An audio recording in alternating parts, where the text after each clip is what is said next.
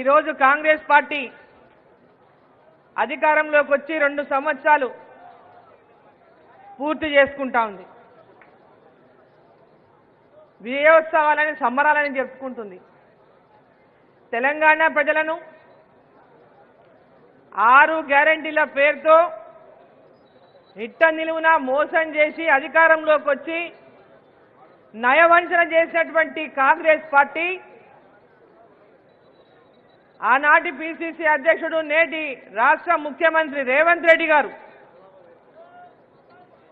ఈరోజు విజయోత్సవాలు ప్రజాపాలన ప్రజలని అవమానించే పాలన, ఇది ప్రజలను నయవంచన చేస్తున్నటువంటి పాలన ఈ రాష్ట్రంలో అందిస్తూ ఈ యొక్క విజయోత్సవాలు చేసుకునేటటువంటి అర్హత లేకున్నా సర్పంచ్ ఎన్నికలను దృష్టిలో పెట్టుకొని ఆ సర్పంచ్ ఎన్నికల్లో ప్రజలను మళ్ళీ ఒకసారి మభ్యపెట్టాలనేటటువంటి ఒక లక్ష్యంతో జిల్లాలు కాన్స్టిట్యున్సీలు తిరుక్కుంటా మరొకసారి ప్రజలను నయవంచనకు గురి చేస్తా ఉన్నాడు ఈ రాష్ట్ర ముఖ్యమంత్రి రేవంత్ రెడ్డి గారు. అభివృద్ధిని చూసి ఓటేయమంటున్నాడు. చాలా కరెక్ట్గా చెప్పిండు. సర్పంచులు గ్రామ పంచాయతీల్లో అభివృద్ధిని చూసి సర్పంచ్లను గెలిపియమంటున్నాడు. అభివృద్ధిని చూసి గెలిపియరు వాళ్ళు. మీ అధికారాన్ని చూసి మీ అధికారాన్ని దుర్వినియోగం చేస్తే భయభ్రాంతులకు గురి చేస్తే మమ్మల్ని ఏం ఇబ్బందులు పెడతారో అధికారంలో ఉండేనే భయానికి మీ సర్పంచులు గెలవచ్చు, కానీ మీ అభివృద్ధిని చూసి మటుకు ఏ ప్రజలు ఓటేసే పరిస్థితి లేదు. అభివృద్ధి చేసింది చేస్తున్నది కేంద్ర ప్రభుత్వం, నరేంద్ర మోదీ గారి ప్రభుత్వం. గ్రామాల్లో గ్రామ పంచాయతీల్లో అభివృద్ధి జరిగింది జరుగుతున్నది అంటే కేంద్ర ప్రభుత్వం నిధులతోనే జరుగుతూ ఉంది. 2 సంవత్సరాల నుంచి మీరు అధికారంలో వచ్చిన నాటి నుంచి నేటి వరకు ఏ గ్రామ పంచాయతీలోనైనా రాష్ట్ర ప్రభుత్వం ద్వారా 1 రూపాయి అయినా మీరు ఇచ్చినారా అని చెప్పి నేను ప్రశ్నిస్తా ఉన్నా. కేంద్ర ప్రభుత్వ నిధులతోనే గ్రామాల్లో ఇలా అభివృద్ధిని చూస్తూ ఉన్నారు. అక్కడ సీసీ రోడ్లే కావచ్చు, అంగన్వాడీ భవనాలే కావచ్చు, గ్రామ పంచాయతీ భవనాలే కావచ్చు, గ్రామాల్లో పెద్ద ఎత్తున పేద ప్రజలకు ఉచిత బియ్యమే కావచ్చు, గ్రామాల్లో ఉపాధి పనులు లేనప్పుడు ఉపాధి కూలీలకు ఉపాధి పనులే కావచ్చు. ఇట్లా చెప్పుకుంటూ పోతే గ్రామాల్లో ప్రతి పని, రైతులకు కిసాన్ సమ్మాదే కావచ్చు, మహిళలకు ముద్రా లోన్లే కావచ్చు, మహిళలకు పెద్ద ఎత్తున మహిళా సంఘాలకు ముద్రా లోన్ల ద్వారా తక్కువ వడ్డీకి రుణం కేంద్ర ప్రభుత్వం ఇప్పిస్తూ ఉంటే వడ్డీ లేని రుణం ఇస్తామని ఆ కొద్ది వడ్డీ కూడా ఇవ్వలేనటువంటి దుస్థితిలో ఈ రాష్ట్ర ప్రభుత్వం ఉంది. అలా ఈరోజు ముఖ్యమంత్రి గారు చెప్పిన ఎలక్షన్ల ముందు ఏమని చెప్పిండ్రు? అభయహస్తం, ఈ అభయహస్తంలో 6 గ్యారెంటీలను చూసి మీరు ఓట్లు వేయండి అని. అయ్యా బాబు, మీరు ఇచ్చింది అభయహస్తం కాదు, భస్మాసుర హస్తం పెట్టిన తెలంగాణ ప్రజల మీద. 100 అబద్ధాల మీద అబద్ధాలు మాట్లాడుతున్నారు. 420 హామీలు ఇచ్చింది మీరు, ఎందుకంటే మోసం చేస్తామని తెలుసు మీకు ముందే కాబట్టి. ఈ తెలంగాణ రాష్ట్రంలో అప్పుల పాలైన తెలంగాణ రాష్ట్రంలో అప్పులున్నాయి. రాష్ట్రం 6 లక్షల కోట్ల అప్పులు చేసింది బీఆర్ఎస్ పార్టీ అని ఆ రోజు మనం అందరం ఎన్నికలప్పుడు మాట్లాడిన మాటలు. మరి ఆ తర్వాత మీరు ఇచ్చిన హామీలు అనవి కానటువంటి హామీలు ఇచ్చి తెలంగాణ ప్రజలను మోసం చేసి అధికారంలోకి రావాలని మహిళలకు మోసం చేసిండ్రు. పెద్ద ఎత్తున మహిళలను మోసం చేసిన తెలంగాణ మహిళలను మీరు. ప్రతి మహిళ 18 సంవత్సరాలు దాటిన మహిళ, ప్రతి మహిళకు ప్రతి ఇంట్లో 2500 రూపాయలు నెలకి ఇస్తామని చెప్పినటువంటి మాట మీరు నిలబెట్టుకున్నారా అని చెప్పి నేను ప్రశ్నిస్తా ఉన్నా. ఎందుకు మీరు ఈ సంబరాలు చేసుకుంటుంది? మోసం కాదా? ఇది నయవంచన కాదా అని చెప్పి నేను ప్రశ్నిస్తా ఉన్నా. రైతులకు రైతు బంధు 15,000 ఇస్తామని మాట చెప్పి 12,000 అని చెప్పి దాన్ని తగ్గించి అది కూడా అరకొర మంది రైతులకు ఇచ్చి మాట తప్పింది నయ వంచన కాదా అని చెప్పి నేను ప్రశ్నిస్తా ఉన్నా. ఇవాళ ప్రతి మోసమే కూలీలకు రైతు కూలీలకు 12,000 ఇస్తాను మోసం చేసిండు. ఈరోజు 500 రూపాయల బోనస్ అని 500 రూపాయల బోనస్ అని మాట చెప్పి ఈరోజు బోనస్ ఎంతమందికి ఇచ్చిందని చెప్పి నేను ప్రశ్నిస్తా ఉన్నా. ఏ గ్రామంలోకి వెళ్ళిన రైతులకు ఇప్పటిదాకా బోనస్ అందలేదు. ఇది నయ వంచన కాదా అని చెప్పి నేను ప్రశ్నిస్తా ఉన్నా. ఈరోజు బీసీ కామారెడ్డి ఇంతమంది అందరూ మాట్లాడండి పెద్దలందరూ. కామారెడ్డిలో బీసీ డిక్లరేషన్ అని చెప్పి బీసీలను మోసం చేయడానికి 42% రిజర్వేషన్ మేము తెస్తాం. 100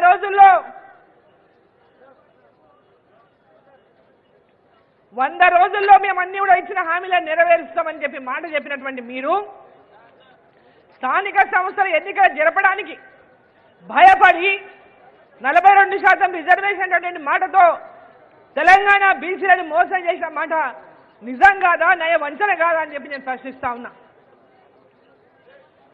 ఈరోజు బీసీలకు 42% రిజర్వేషన్ అని చెప్పి ఈరోజు గ్రామ పంచాయతీల్లో 21% కూడా గ్రామ పంచాయతీలో బీసీ రిజర్వేషన్ లేవు ఇవాళ.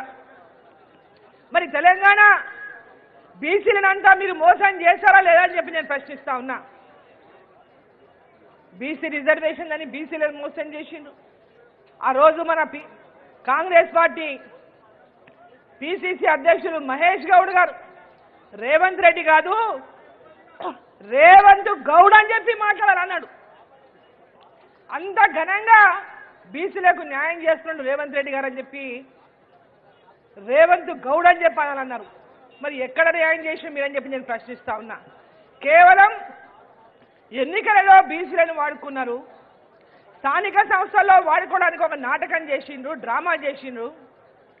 బీసీలను మోసం చేసినటువంటి మీకు ఈరోజు తెలంగాణలో విజయోత్సవాలు చేసుకునేటటువంటి అర్హత ఉందా అని చెప్పి నేను ప్రశ్నిస్తా ఉన్నా. ఈరోజు ప్రతి వర్గాన్ని మోసం చేసిన తెలంగాణ. ఇంతకుముందు కామారెడ్డి శాసనసభ్యులు వెంకటరమణారెడ్డి బ్రహ్మాండంగా చెప్పిండ్రు. 3 లక్షల కోట్ల బడ్జెట్, పేరు గొప్ప ఊరి దిబ్బ. ఆ 3 లక్షల కోట్ల బడ్జెట్లో బీసీలకు 20,000 కోట్లు ఏటా ఇస్తామన్నాడు.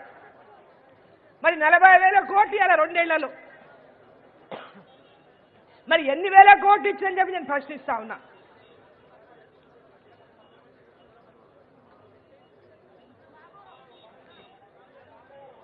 ప్రతి సంవత్సరం 20,000 కోట్లు బీసీలకు ప్రతి బడ్జెట్లో కేటాయిస్తామని చెప్పినటువంటి మీరు మరి 2 సంవత్సరాల్లో 40,000 కోట్లు బీసీలకు ఇవ్వాల.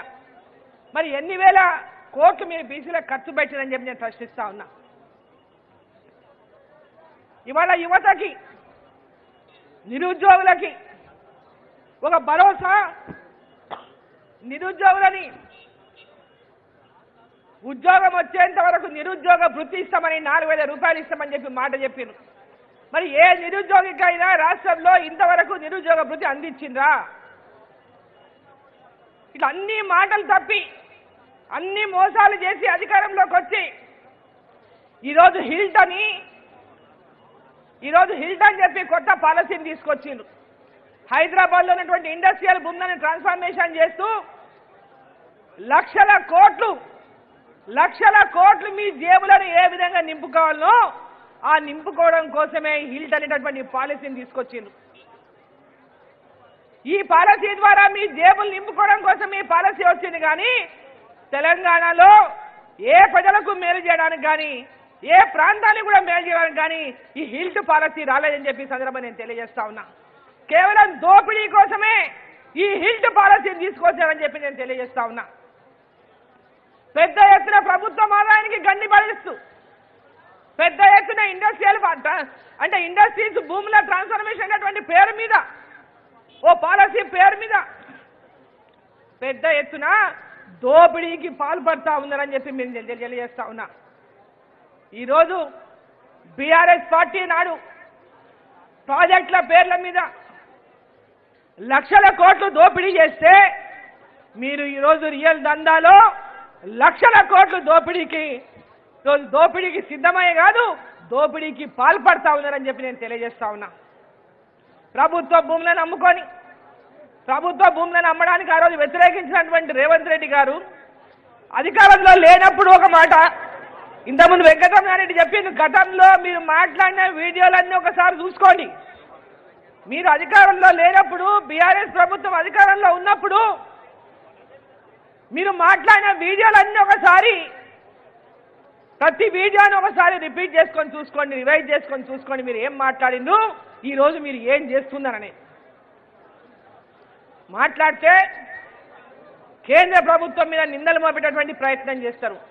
మాట్లాడితే కేంద్రం నిధులు ఇస్తలేదనేటువంటి మాటలు, అబద్ధాలు చెప్పే మాటలు, ప్రజలను మోసం చేసేటువంటి ప్రయత్నం చేస్తారు.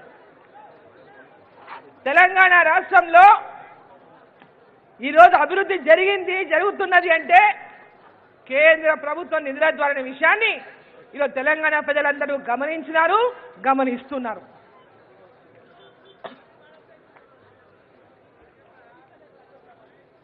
ఉద్యోగులను మోసం చేసింది మీరు. ఇప్పటిదాకా డిఏలు 5 డిఏలు ఇప్పటిదాకా ఇవ్వలేదు, ఇంకా పెండింగ్లోనే ఉన్నాయి. పిఆర్సీ లేదు. 370 జీవో రాగానే అమలు చేస్తామని ఇప్పటిదాకా దాన్ని అమలు ఊసేలేదు. ఇక హోంశాఖ మీ దగ్గరే పెట్టుకున్నారు. హైదరాబాద్లో ఒక పోలీస్ స్టేషన్లో మీర్ చౌక్ అనుకుంటా, మీర్ చౌక్ పోలీస్ స్టేషన్లో ఒక దళిత మహిళ కంప్లైంట్ ఇచ్చిందా జూన్ నెలలో కంప్లైంట్ ఇస్తే ఇప్పటిదాకా కంప్లైంట్ను అసలు ఎవరు పట్టించుకున్నటువంటి పాపాన పోలే. అక్కడ ఉన్నటువంటి ఏసీపీ పైన ఆమె కంప్లైంట్ ఇచ్చింది. ఆమె ఇంటి ముందు రోజు ఆ ఏసీపీ కార్ పార్క్ చేస్తున్నాడని, ఆమెతో అసభ్యంగా ప్రవర్తిస్తున్నాడని, ఆమె చాలా హరాజ్ చేస్తున్నాడని ఆమె కంప్లైంట్ జూన్లో ఇస్తే ఇప్పటిదాకా కూడా దానిపైన ఎలాంటి స్పందన లేదు. అంటే మీ హోంశాఖ మీ దగ్గర పెట్టుకొని ఈ రాష్ట్రంలో మహిళలకు భద్రత లేకుండా చేస్తున్న విషయం కూడా ఒకసారి ముఖ్యమంత్రి గారు ఒకసారి సిగ్గుతో తలవించుకోవాల్సినటువంటి అవసరం ఉన్నది. రాష్ట్రంలో లా అండ్ ఆర్డర్ పరిస్థితి లేదు. రాష్ట్రంలో మహిళల మీద దాడులు, రాష్ట్రంలో పెద్ద ఎత్తున మీరు చేస్తున్నటువంటి మోసాలకు ఆత్మహత్యలు, గ్రామ సర్పంచులు ఎంతో మంది మీరు రాగానే గ్రామ సర్పంచుల గురించి మాట్లాడుతున్నారు కదా, గ్రామ సర్పంచులు ఎంతమంది ఆత్మహత్యలు చేసుకున్నారు. అధికారంలోకి రాగానే సర్పంచులకు నిధులు ఇస్తామని చెప్పారు, వాళ్ళ పెండింగ్ బిల్లులని ఇస్తామని చెప్పారు. మరి ఇప్పటిదాకా వాళ్ళ పెండింగ్ బిల్లులు ఎందుకు చెల్లించలేదని చెప్పి నేను ప్రశ్నిస్తా ఉన్నా. ఎంతమంది సర్పంచులు ఆత్మహత్యలు చేసుకున్నారు ఈనాటి కూడా సర్పంచులు చెప్తా ఉన్నారు. పోయిన ఎన్నికల్లో పోటీ చేసి సర్పంచులుగా ఉన్నవాళ్ళు ఈనాడు మాజీ సర్పంచులంతా రీసెంట్గా మాజీ లేని వాళ్ళంతా సర్పంచులకు మీరు పోటీ చేయకండి, అన్యాయం అయిపోతారు, ఈ ప్రభుత్వాలు నిధులు ఇవ్వవు, మోసం చేస్తే ఏంటటువంటి మాట, గెలిస్తే ఇనానిమస్ చేస్తే 10 లక్షలు ఇస్తామని చెప్పి ముఖ్యమంత్రి గారు ప్రకటించారు. గతంలో ఉన్నటువంటి బీఆర్ఎస్ ప్రభుత్వమే 10 లక్షలు ప్రకటించి నేటి కూడా వాటిలో అతి గతి లేదు. మళ్ళీ ఇప్పుడు వచ్చిన ముఖ్యమంత్రి మేము 10 లక్షల రూపాయలు గ్రామానికి పంచుతామని చెప్తున్నాం. ఇనానిమస్ అయినటువంటి గ్రామ పంచాయతీలకు 10 లక్షలు ఇస్తా అని చెప్తున్నాడు. ఇది మరొక పెద్ద భారీ మోసం. ఈ 2 ఏళ్ల నుంచి ఒక పైసా ఇవ్వనోళ్ళు రేపు మీరు భవిష్యత్తులో ఇస్తారంటే ఎవరు నమ్మడానికి సిద్ధంగా లేరని చెప్పి ఈ సందర్భంగా నేను తెలియజేస్తా ఉన్నా. ఏదైతే శిశుపాలుడు తప్పులను శ్రీకృష్ణుడు లెక్కబెట్టినట్టు రేవంత్ రెడ్డి మోసాలను ఇలా తెలంగాణ ప్రజలు లెక్క పెడతా ఉన్నారు. మీరు చేస్తున్నటువంటి మోసాలను తెలంగాణ ప్రజలు లెక్క పెడతా ఉన్నారు. రాబోయే కాలంలో భారతీయ జనతా పార్టీ అధికారంలోకి రావాలని తెలంగాణ ప్రజలంతా కూడా పెద్ద ఎత్తున యువకులు కానీ, రైతులు కానీ, మహిళలు కానీ ప్రతి ఒక్కరు కూడా తెలంగాణలో మార్పు రావాలి, భారతీయ జనతా పార్టీ అధికారంలోకి రావాలని ఇవాళ మార్పును కోరుకుంటున్నారు. నేటి నుంచే మీరు అధికారంలోకి వచ్చిన సంవత్సరం నుంచే మీ మీద వ్యతిరేకత ప్రారంభమైంది. ఈరోజు భారతీయ జనతా పార్టీని మీరు ఎన్ని రకాలుగా ఈరోజు మా ఎమ్మెల్యేలను అసెంబ్లీలో మాట్లాడకుండా అడ్డుకున్నా, వాళ్ళకు నిధులు ఇవ్వకుండా అడ్డుకున్నా, మీరేమో కేంద్రం దగ్గర పోతారు, ప్రధానమంత్రి గారిని టైం అడుగుతారు. మీరు టైం అడగంగానే మా ప్రధానమంత్రి గారేమో ఇక్కడ ఆపోజిషన్ ముఖ్యమంత్రి అయినా నీకు సమయం ఇస్తారు, తెలంగాణ ప్రాంతానికి అవసరం ఉన్నటువంటి మీ రిప్రజెంటేషన్స్ అన్ని గౌరవించి నిధులు ఇస్తారు. మీరేమో ఇక్కడ భారతీయ జనతా పార్టీ నాయకులు టైం అడిగితే మీరు టైం ఇవ్వరు. ఆ నియోజకవర్గాల అభివృద్ధికి ఏ విధంగా మీరు సహకరించరు. ఇది ఎక్కడి న్యాయం అని చెప్పి నేను ప్రశ్నిస్తా ఉన్నా రేవంత్ రెడ్డి గారిని.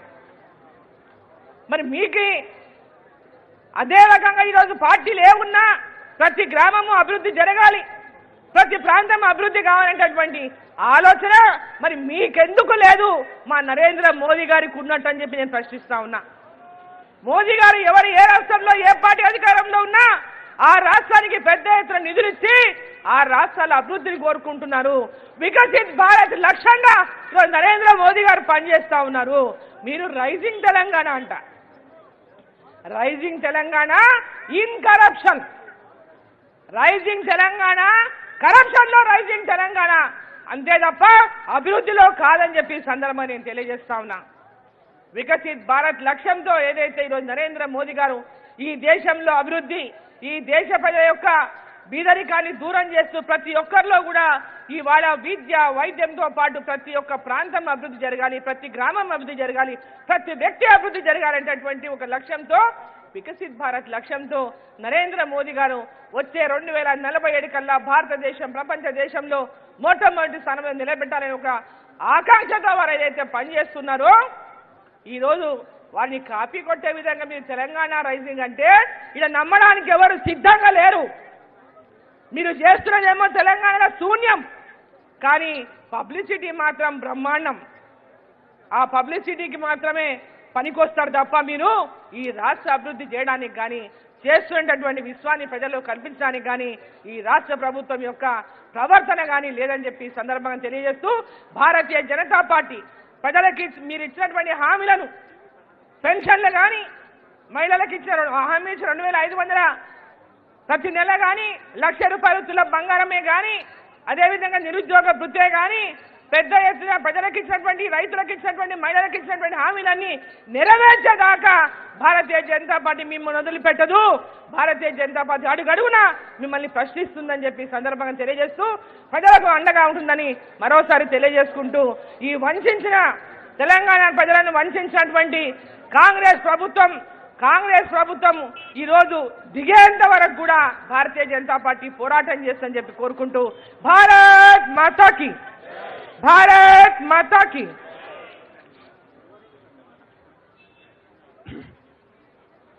అరుణమ్మ ఎంపీ గారికి ధన్యవాదాలు.